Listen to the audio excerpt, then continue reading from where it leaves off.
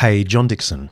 You're about to hear the first episode of a new season of Small Wonders, one of the other podcasts in the Undeceptions network, hosted by my good friend, Dr. Laurel Moffatt. Each episode, Laurel offers a piercing look into something seemingly ordinary. And unlike me, she knows how to make her case briefly. She beautifully explores how even the most mundane things can be restorative and even wonder-filled. I'm a big fan, so to celebrate the new season, we thought we'd drop the first episode into your Undeceptions feed. But please make sure you go over and follow the show in your podcast app as well. By the way, the team and I are working pretty hard on the next season of Undeceptions. It's coming soon. Until then, enjoy Small Wonders.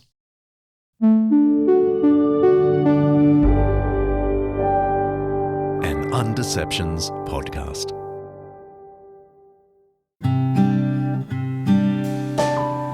Small Wonders with Laurel Moffatt.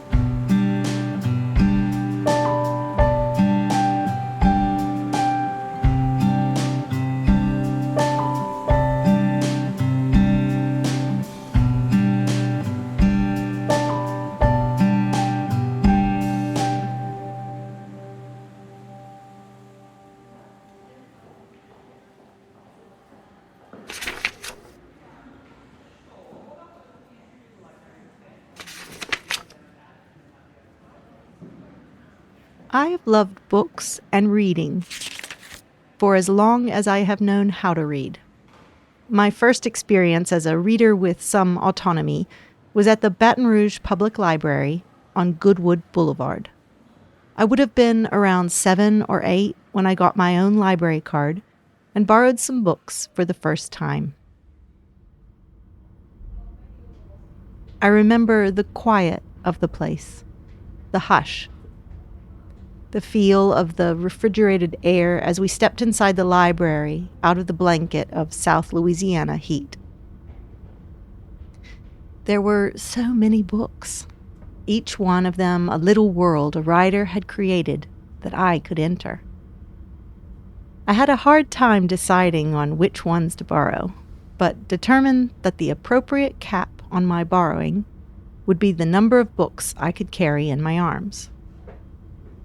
I carried the books and my new library card to the front desk of the library and counted them with the librarian.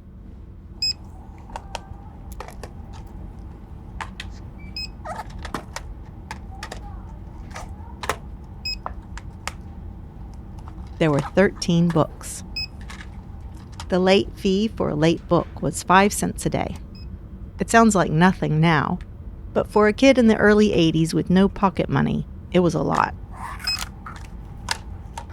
I read them all. I was a hungry reader. I read whatever I could get my hands on. Almost exclusively, I read for fun. Books and reading were an escape for me. But when I was 12, I found the books of Madeleine L'Engle, and something in my reading changed.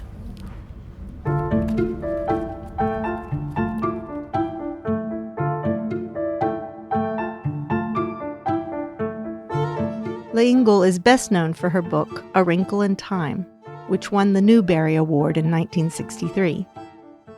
This novel turned the page on her own writing career from one filled with rejection letters to those of acceptance. And in that book, as with many of her others, she explores in no particular order the nature of good and evil, separation and loss, falling in love, the threat of death and the downward rip of fear, the existence of God, repentance, forgiveness, the nature of time and the question of time travel, friendship, the desire for home and belonging of family, and the nature of love, which has at its roots the love of God. In short, she wrote about what it is like to be human. And in reading her books, I found that I was not reading merely for fun or to escape my life, but in some way to understand it. In finding her books, I found stories, most of them written decades earlier, that spoke to my own experience of childhood and adolescence and made some sense of it. This wasn't because she had experienced just what I had experienced, or that I had had experiences that mirrored hers, or that the settings or the characters were similar to the people and places I was familiar with. I lived in the South, whereas her settings were often cities and small towns in the Northeast United States, or in places overseas. The characters were far more cosmopolitan than I was.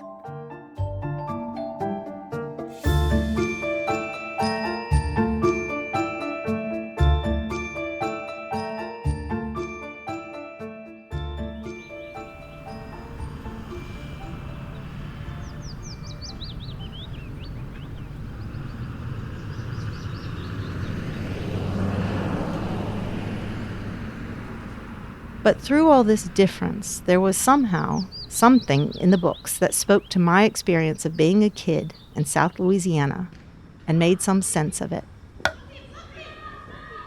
Her writing did not talk down to me as a young reader, but managed to lift me up, to look around at the complexity of things and survey them from a place of stillness. She seemed to understand what it was like to be a kid, a teenager, to understand what it felt like to not have much in your control other than your own heart and mind, and even then, not always those.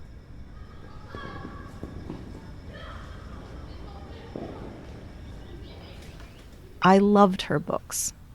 I read them and I reread them. And as a result, I loved her. I loved her so much that when I was 13, I wrote her a letter.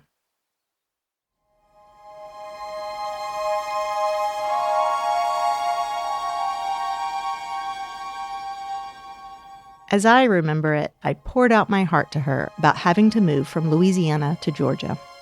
It was late summer. The school year hadn't yet started. I remember being nervous about starting a new school and sad that we had moved so far away from my hometown. I was nervous about the year ahead. At least that's what I remember writing to her.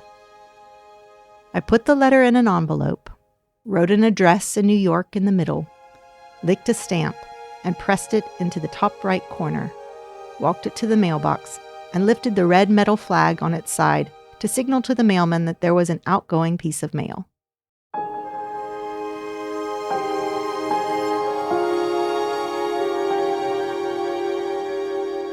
And then the year began, a new school, a new city.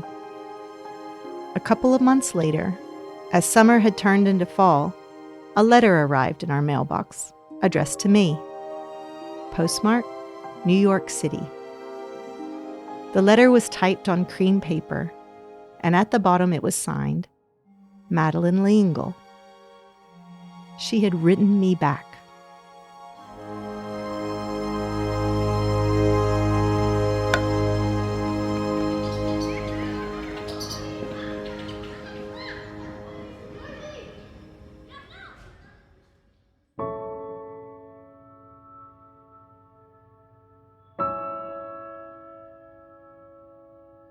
I saved her letter. I put it with my collection of precious things. And I put within my mind and my heart something I've carried with me ever since I was 13. That I wrote to Madeline Lingle, and she wrote back.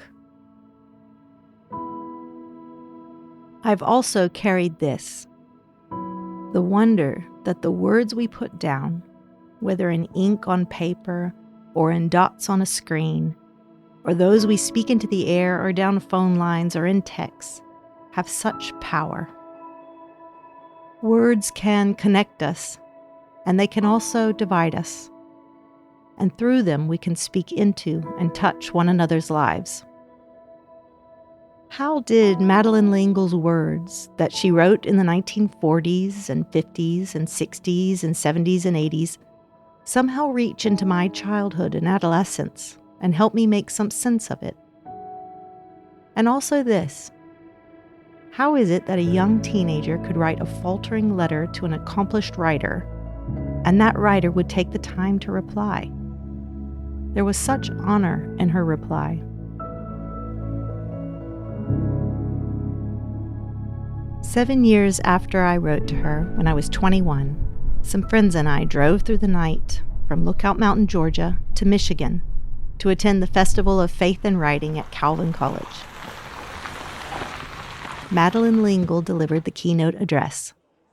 She spoke on writing, the difficulty of pain, faith, death, sin, heaven, the existence of God. And in her address, she spoke about why we read and why we write. She said, "We read stories and we write stories because we ask the big questions to which there are no finite answers. And we tell stories about people who give us our best answers in the way that they live and work out their lives and treat other people and try to find the truth."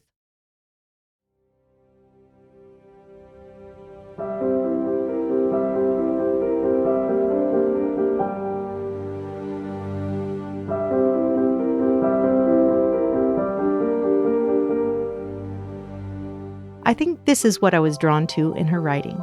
Characters who are grappling with big questions and trying to live well in the world as they did so. And she also said that she had written A Wrinkle in Time out of her theology and her love of God and her questions, such as, why did God make us as we are? Why did God give us the terrible and dangerous gift of free will? How do we find out what is our will and what is God's will? Perhaps it was these questions that drew me into her books, not only the characters who were grappling with them. Perhaps I wasn't looking for an escape from myself or an explanation of myself, but a place in which I could ask those questions that were far bigger than myself. And yet, without asking them, I'd never know myself. In 1973, the year before I was born, L'Engle had written on her approach in her writing to make the incomprehensible comprehensible, and also this, that the, quote, only standard to be used in judging a children's book is it a good book? If a children's book is not good enough for all of us, it is not good enough for children. From her writing, I gather it is these deep and serious questions about God and our lives as human that is the thing that is good enough and important enough to broach in literature, both for children and adults. After she spoke, I thought about going up to her. I could have said, "I wrote to you. You wouldn't remember, but you wrote back."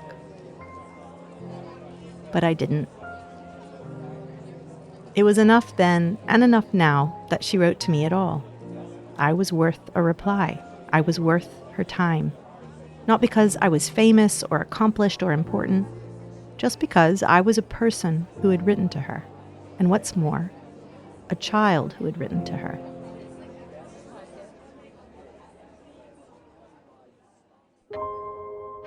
Somehow, mysteriously, her words had reached me through the pages of her books. They encouraged me. And then, my words reached her through the mysterious workings of the United States Postal Service. This was the wonderful thing to me, and it remains so. I held on to her letter for many years. But after 3 moves of country and many more of house, I lost it. All I have now is the memory of it, the memory that I had written to her and she had written to me. And even that is slipping away a bit. Life is busy, and the thing that I had once treasured, first her letter, then the memory of it, has faded.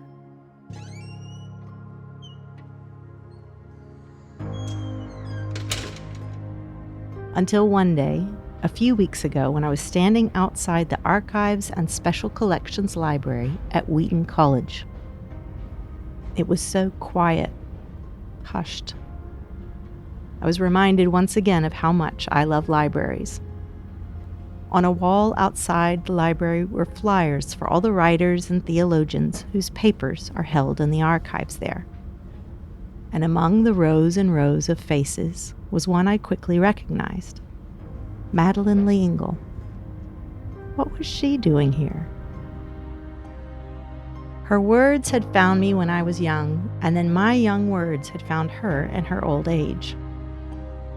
And here were her words again in my middle age, housed on the other side of the wall where I stood looking at a leaflet with her face and name on it, and a description of the collection. Manuscripts, biographical material, and correspondence. Correspondence. I wrote to her, and she wrote back.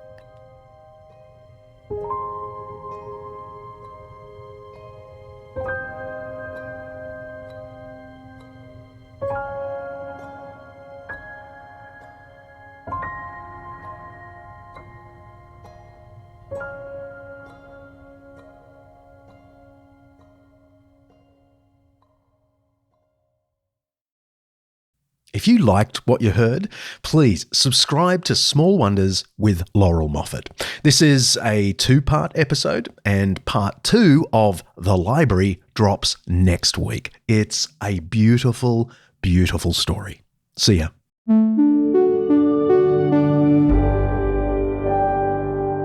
Undeceptions podcast.